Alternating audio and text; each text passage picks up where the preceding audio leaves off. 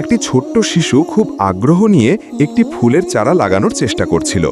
সে ছিল উচ্ছ্বসিত কিন্তু আনাড়ি, আর তাই চারিদিকে একটু মাটি ছড়িয়ে করছিল।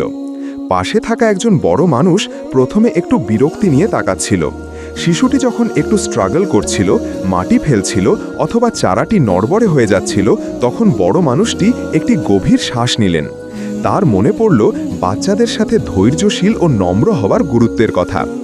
বড় মানুষটি শান্তভাবে শিশুটির কাছে এলেন, তার সমতলে বসলেন এবং খুব কোমলভাবে তার হাত ধরে চারাটি সঠিকভাবে লাগানোর পদ্ধতি দেখিয়ে দিলেন। মুখে ছিল এক মিষ্টি হাসি।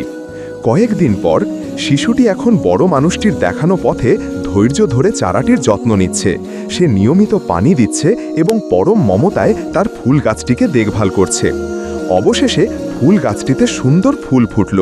শিশুটি আনন্দে আত্মহারা হলো, আর বড় মানুষটি গর্ব ও তৃপ্তির সাথে দেখল ধৈর্য নিয়ে শেখানোর ফলেই এই সুন্দর ফলাফল এসেছে।